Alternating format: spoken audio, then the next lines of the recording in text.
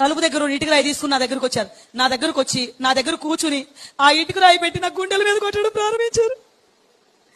ఎప్పుడైతే ఇటుక రాయి పెట్టి గుండెల మీద కుదుతున్నారో పైన చర్మం మొత్తం పగిలిపోయి రక్తం కారిపోతుంది. 10 దెబ్బల వరకు భయంకరమైన బాధ, తట్టుకోలేనంత బాధ.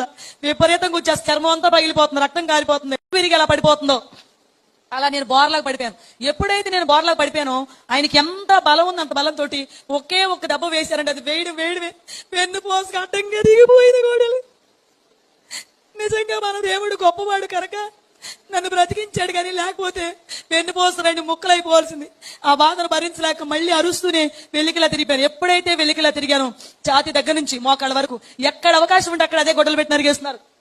ఇటు అరుగుతుంటే అటు తిరుగుతున్నాను, అటు అరుగుతుంటే ఇటు తిరుగుతున్నాను. అనుకోకుండా ఒక గొడ్డల దెబ్బ వచ్చి కరెక్ట్ గా నా ఎడమ వైపున ఉన్న మోకాల్లో దిగిపోయిందండి గొడ్డలు.